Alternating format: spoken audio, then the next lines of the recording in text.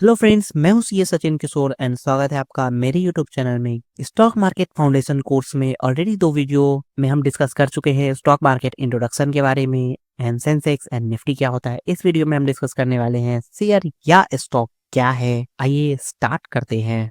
तो जैसे ही stock market दिमाग में आता है तो पहला ही वर्ड जो आपके माइंड में आता है किसी के भी, वो आता है स्टॉक या फिर शेयर। तो आइए समझते हैं कि ये शेयर और ये स्टॉक आखिर में है क्या। कैसे आप एक शेयर रिलायंस का लेके और आप बिजनेस पार्टनर बन जाते हो रिलायंस ग्रुप का। आपके माइंड में भी ये क्वेश्चन चल रहा हो तो इस वीडियो में वो सब आपका क्लियर हो जाएगा कि शेयर क्या है, स्टॉक क्या है, मार्केट वैल्यू क्या होता है, फेस वैल्यू क्या होता है, बुक वैल्यू क्या है। आइए स्टार्ट करते हैं with taking a very simple example के थ्रू। लास्ट वीडियो में हमने एग्जाम्पल चाय एंड कॉफी शॉप का लिया था राहुल के थ्रू, बट लेट्स ट्राई इस वीडियो में एक डिफरेंट एग्जाम्पल के थ्रू समझने की कोशिश करते हैं कि आखिर शेयर क्या होता है। लेट्स से कि आप ग्रुप ऑफ फ्रेंड्स हो।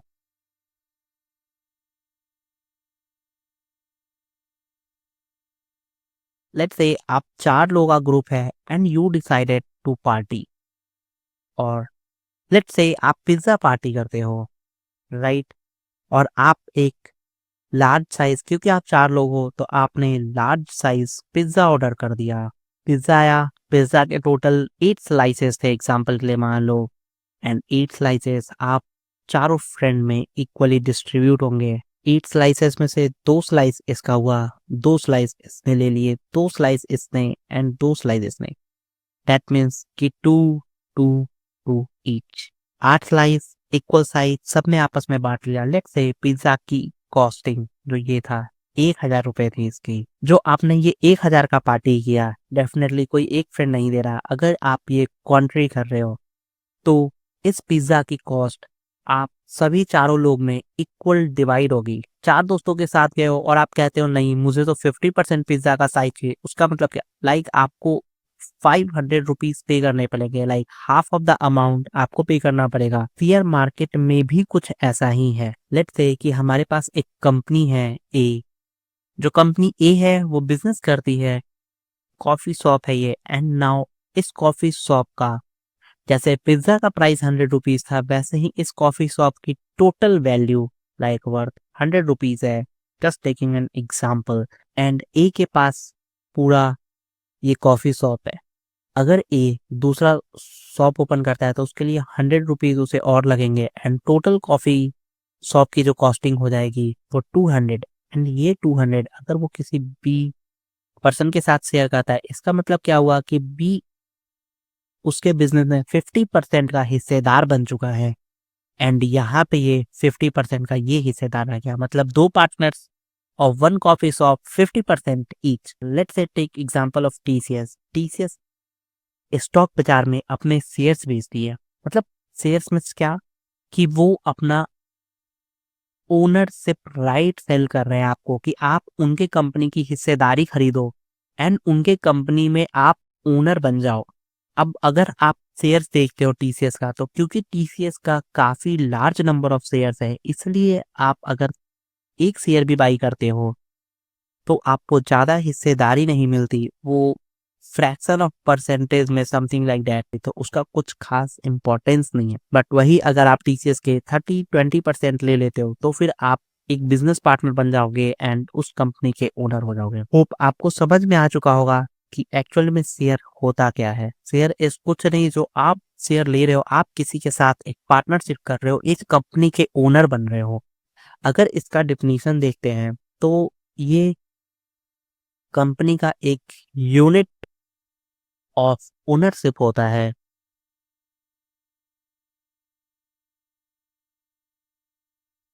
जिसमें आप कंपनी के हिस्सेदार बन जाते हो जब आप बाई करते हो शेयर। फिर आप कंपनी के ओनर बनते हो। कंपनी के एसेट्स में आपका हिस्सा होता है। जितना आप शेयर लेते हो उतना परसेंट आपका हिस्सा होता है। आपके कंपनी के प्रॉफिट्स में हिस्सेदारी हो जाती है। आपके पास वोटिंग राइट्स आती है, कंपनी में वोट्स होता है। क्या आप बताना मुझे कमेंट में, कभी आपने सुना है कंपनी में वोटिंग के बारे में? क्या आपने कभी वोटिंग करी है? यहाँ पे आप डिसीजन मेकिंग कैपेसिटी रखते हो। जितना ज़्यादा आपके पास शेयर होगा उतना ज़्यादा आपके पास डिसीजन की पावर होगी। आप कंपनी के डिसीजन में अपना एक अहम किरदार निभा सकते हो। आप डिसाइड कर सकते हो, अगर आपके पास ज़्यादा शेयर्स हैं, ज़्यादा वोटिंग राइट्स है, तो आप डिसाइड कर सकते हो कि कंपनी में क्या सही या क्या गलत होगा। स्टॉक एंड शेयर ये दोनों ही सेम है।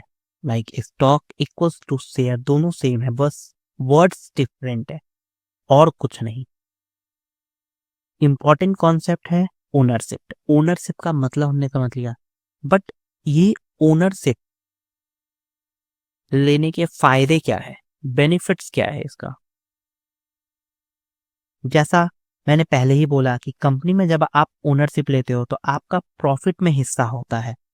प्रॉफिट में हिस्से से मेरा क्या मतलब है, कंपनी प्रॉफिट करेगी, ग्रो करेगी, आपका शेयर का जो वैल्यू है वो ग्रो करेगा, तो आप भी अर्न करोगे। फॉर से आपने यहाँ पे टीसीएस का शेयर लिया, टीसीएस का शेयर लेट से आपने 3,000 में लिया, राइट।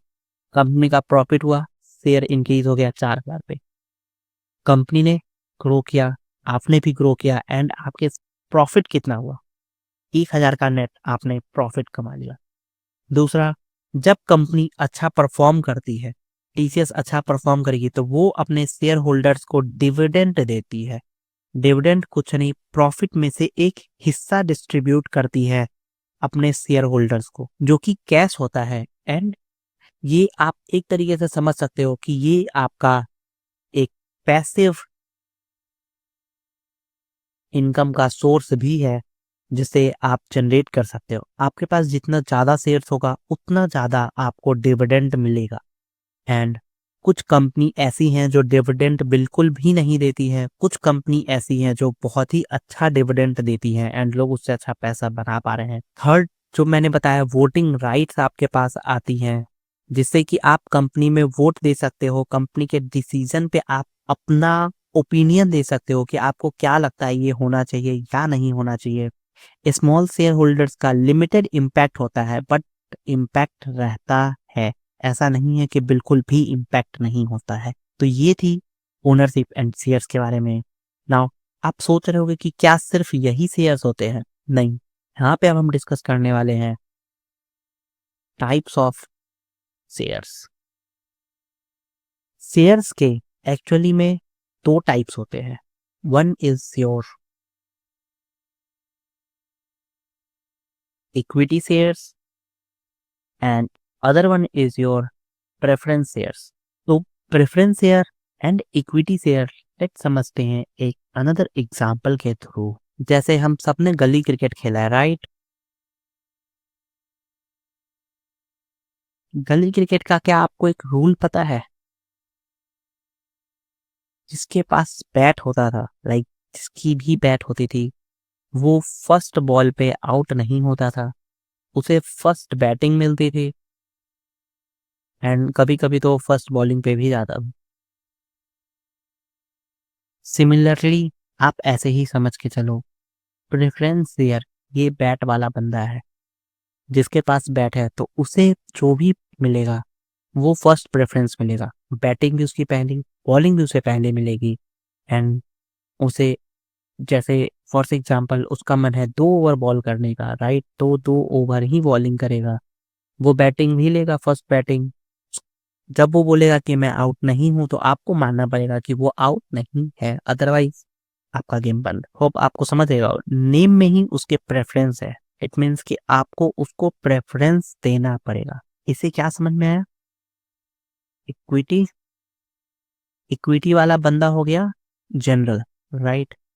इसका कंपनी में हिस्सेदारी है, इसकी ओनरशिप है कंपनी में, बट कोई गारंटीड नहीं है कि इसे प्रॉफिट मिलेगा ही मिलेगा। जैसा कि मैंने अभी बोला कि कंपनी का जब मन होता है वो डिविडेंड देती है, नहीं मन होता तो डिविडेंड नहीं देती है।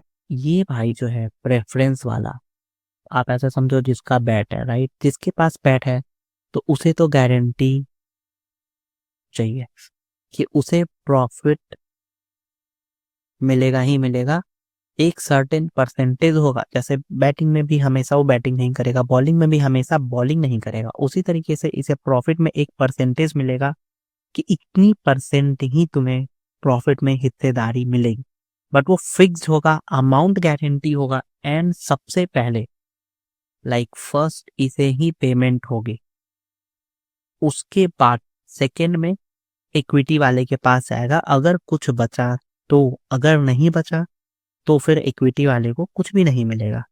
होप आप ये समझ गए होंगे। दूसरा, वोटिंग राइट्स।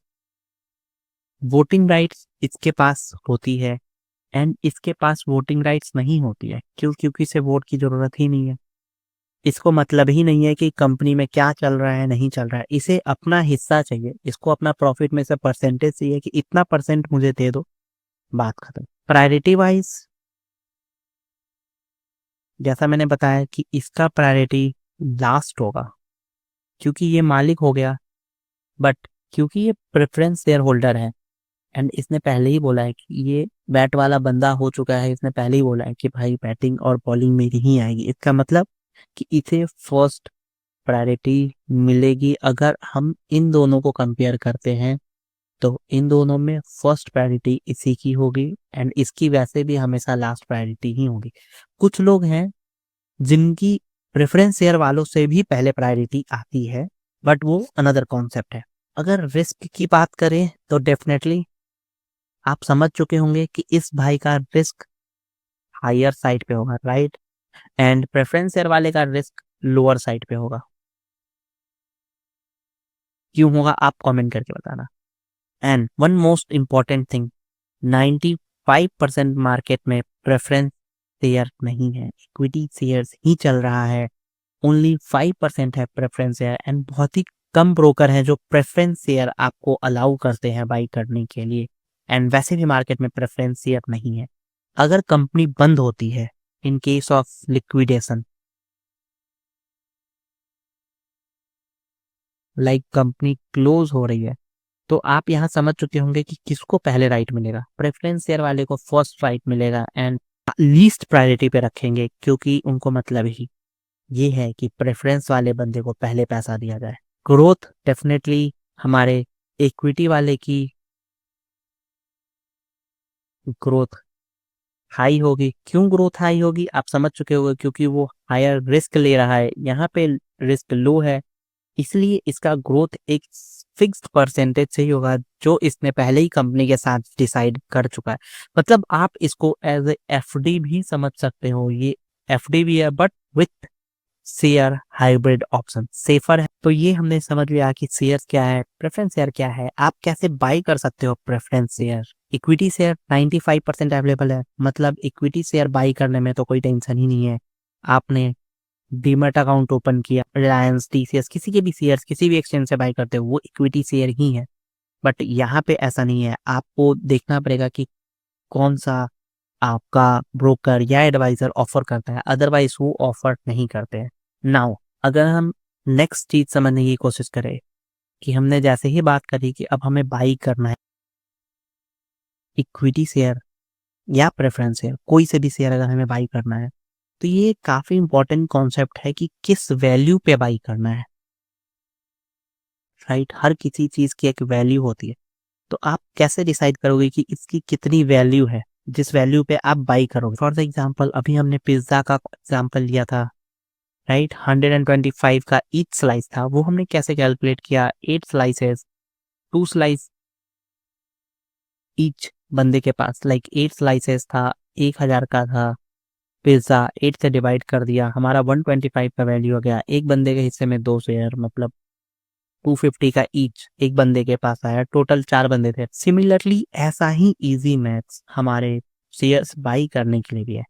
अब अगर मैं इसे बोलूं कि 125 का ये ईच पीस है, इसका मतलब आप ऐसा सोच के चलो कि this is the only pizza, and यहाँ पे अगर मैं बोलूं कि ये 8 लोग नहीं है, जो इसके 8 स्लाइसेस है, एक स्लाइस की वैल्यू हो गई 125 रुपए, यहाँ पे 4 लोग थे, इजी डिस्ट्रीब्यूशन हो गया। बट व्हाट इफ कि यहाँ पे 400 लोग हैं जो इस एक स्लाइस को लेना चाहते हैं। नाउ यहाँ पे एक गेम चेंजर आता है, जब भी ऐसे आपने कभी भी सिचुएशन में देखा होगा तो वहां पे बोली लगना शुरू हो जाती है, एंड जो ही हायर बोली लगाएगा वो पिज्जा की 1 स्लाइस या 2 स्लाइस 4 स्लाइस जो भी है उसकी हो जाएगी। सेम कॉन्सेप्ट यहाँ पे भी चलने वाला है। मार्केट में कुछ नहीं होता दोस्तों, शेयर्स की बोली लगती है। यहाँ पे होता है फेस वैल्यू।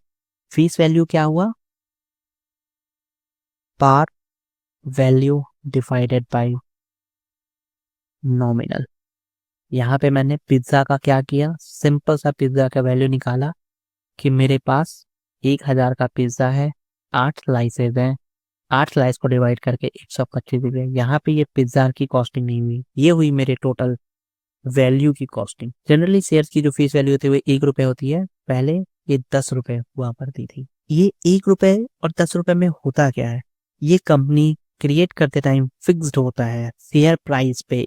लाइक जो भी शेयर सर्टिफिकेट अगर आपने कभी देखा है तो उस पे यही प्राइस प्रिंटेड होता है कि इसकी फेस वैल्यू एक है। कंपनी अकाउंट्स में इसका यूज होता है डिविडेंड कैलकुलेशन में, लाइक डिविडेंड कैलकुलेट करने के लिए फेस वैल्यू का यूज करते हैं, या फिर बुक कीपिंग पर्पस में भी इसका यूज होता है। नाउ सेकेंड चीज जो आता है वो है market value.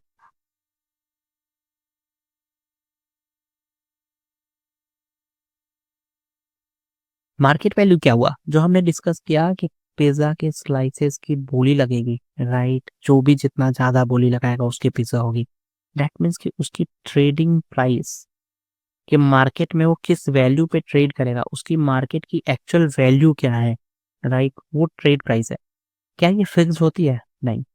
This keeps changing every minute, every second, even nano seconds में इसकी प्राइस चेंज होती है। क्या ये शेयर सर्टिफिकेट पे प्रिंटेड होगा? नहीं, बिल्कुल भी नहीं। ये सारे शेयर सर्टिफिकेट पे आपको प्रिंटेड नहीं मिलेगा, इसका कोई रेंज भी नहीं है आपको आइडेंटिफाई कर सकते हो। एंड जो मार्केट वैल्यू है ये शेयर्स को बाई एंड सेल करने में यूज होता है। दैट मीन्स कि मार्केट वैल्यू कब हाई होगी, जब उसका डिमांड हाई होगा, राइट? 8 स्लाइसेस 400 बंदे, उसकी डिमांड हाई, उसकी वैल्यू हाई। यहीं पे अगर 8 स्लाइसेस 2 बंदे तो वैल्यू उसकी लो होगी, राइट? तो this is all about demand and supply, and वो एक्चुअली में क्या मार्केट में वैल्यू ब्रिंग कर। अब एक और इम्पोर्टेंट कॉन्सेप्ट है, that is book value. Now you must be thinking कि भाई फेस वैल्यू हो गया, राइट? मार्केट वैल्यू हो गया, फेस वैल्यू समझ लिया, मार्केट वैल्यू समझ लिया, अब ये बुक वैल्यू क्या है? कंफ्यूजिंग, सुपर क्लियर करके बता रहा हूं मैं। लेट्स से कि आप कार बाई करते हो 2020 में, लेट्स से 10 lakhs में आपने बाई की। 2026 में क्या उसकी वैल्यू 10 lakhs ही रह होगी? आपको डिसाइड करके बताओ, नहीं होगी, राइट? उसकी वैल्यू डिप्रिसिएट हो जाएगी। आप जैसे ही कार अपने शोरूम से निकाल के लाए, उसकी वैल्यू हो सकता है 10 लाख की जगह जो वैल्यू गिर के 8 lakhs हो गई। सेम चीज क्यों? कभी आपने सोचा है? क्योंकि उस पे एक डेप्रिसिएशन लगता है, एक स्क्रैच या फिर कुछ भी wear and tear similar type से। अब आप 6 साल बाद इसकी वैल्यू 10 लाख नहीं एक्सपेक्ट कर सकते हो, इसकी value somewhere around let's say कि 4 lakhs हो गई। क्यों 4 lakhs हो गई? क्योंकि उस पर डेप्रिसिएशन लग गया, उसकी वैल्यू डाउन हो गई। सिमिलरली ऐसे ही शेयर्स में भी होता है। शेयर्स की बुक वैल्यू होती है, कैसे? कि वो टोटल कंपनी में, किसी कंपनी में टोटल असेट्स कितने की है, टोटल असेट्स माइनस आपने लायबिलिटीज कर दिया, उसको डिवाइड कर दिया नंबर ऑफ शेयर्स से कि कंपनी के पास कितने शेयर थे, तो उसकी बुक वैल्यू आ गई। हमने यहाँ पे भी तो यही किया, आपने ये टोटल निकाला, आपने कहा अरे यहाँ पे तो मेरा कुछ स्क्रैच है, राइट? हर साल गाड़ी चल रही है तो उतनी गाड़ी पुरानी होते जा रही है, ओल्ड हो रही है आपकी कार, तो आपने उसकी वैल्यू डिक्रीज कर दी। क्योंकि अगर आप पुरानी गाड़ी की 10 में बेचोगे, नई गाड़ी में भी, तो वो भी कोई नहीं खरीदेगा। इसका मतलब क्या हुआ कि इसकी वैल्यू ऑन पेपर आपकी कार की वैल्यू 4 लाख रह गई। बट क्या जरूरी है कि ये 4 लाख में ही बिकेगी? नहीं ना, ये हो सकता है 5 लाख में निकल जाए, या हो सकता है 3 लाख की भी निकल जाए। 3 लाख में निकली तो आपका लॉस, 5 लाख में निकली तो आपका प्रॉफिट। इट डिपेंड्स कि आपने कितनी अच्छी तरीके से मेंटेन किया हुआ है। इसी तरीके से शेयर्स का भी बुक वैल्यू होता है। आई होप आपको ये चीज समझ में आ रही होगी। नाउ अगर एग्जांपल से देखें, फॉर से कंपनी जो हमारी कॉफी वाली कंपनी है, उसके पास 1000 के असेट्स हैं एंड लेट्स से 500 का उसने कोई लोन लिया हुआ है, तो उसकी टोटल वैल्यू कितनी हो गई? 500 रुपए, जो कि उसकी नेटवर्थ हो गई, राइट? हर किसी का नेटवर्थ होता है, आपका भी नेटवर्थ होगा कुछ ना कुछ। Net worth is nothing, it's your actual value. आप अपने एसेट्स और लाइबिलिटीज को माइनस करते हो तो आप अपना नेटवर्थ निकाल पाते हो। वैसे ही हमने यहाँ पे कंपनी का नेटवर्थ निकाला। कंपनी का नेटवर्थ निकाल के अब मैं बोलूँ यहाँ पे कि इनके पास जो टोटल नंबर ऑफ शेयर्स है 50 है, या 2 लोग थे हमारे पास, राइट? 50-50 शेयर्स के। अगर मैं 2 लोग बोलूँ तो इनके एक शेयर्स की वैल्यू कितनी हो गई? 250 रुपए। ये बुक वैल्यू हो गया एक शेयर का। एक शेयर की बुक वैल्यू 250 रुपए, राइट? अब लेट्स से कि इनका फेस वैल्यू 1 रुपए है एंड अब मार्केट वैल्यू अगर डिसाइड करते हैं, अगर मार्केट वैल्यू इसका 500 रुपया हुआ तो आप क्या बोलोगे कि बुक वैल्यू से ज्यादा महंगी है? जो कि जनरली अगर आप शेयर देखोगे तो आपको मार्केट वैल्यू से ज्यादा पे ही शेयर्स दिखे, लाइक बुक वैल्यू से ज्यादा पे ही शेयर्स दिखेंगी। मार्केट वैल्यू हमेशा हाई होता है, बट कुछ शेयर्स ऐसे हैं जिनका मार्केट वैल्यू डाउन है। लेट्स से कि उनका मार्केट वैल्यू 100 रुपया है बट शेयर की बुक वैल्यू 250 रुपया। इसका मतलब क्या हुआ? इसका मतलब ये हुआ कि कंपनी अगर लिक्विडेट हो गई, लेट्स से कंपनी क्लोज हो गई, तो आपको जो पैसे मिलेंगे वो 100 रुपया नहीं मिलेगा, आपको कंपनी की जो बुक में वैल्यू है एक शेयर का वो मिलेगा। क्या आप किसी ऐसे शेयर्स को जानते हो जिसकी मार्केट वैल्यू कम है एंड बुक वैल्यू ज्यादा है? एंड इसी से डिसाइड होता है कि कंपनी ओवर वैल्यूड है, हाई वैल्यूड है, कंपनी की क्या मार्केट में वर्थ होनी चाहिए, ईच एंड एवरीथिंग। होप आपको ये कॉन्सेप्ट समझ में आ चुका होगा शेयर्स का। अगर हम एक क्विक रिकैप करें तो हमने समझा शेयर्स के बारे में कि शेयर्स ओनरशिप होता है, राइट? जिसमें आपको प्रॉफिट कंपनी के मिलते हैं, आप हिस्सेदार बन जाते हो कंपनी में, आपके पास वैल्यू आती है, आप वोट कर सकते हो। मैंने आपसे पूछा भी कि क्या आपने कभी वोट किया है, नहीं किया है। फिर हमने समझा कि शेयर्स की वैल्यू क्या होती है, लाइक इसका फेस वैल्यू क्या है, मार्केट वैल्यू क्या है, राइट?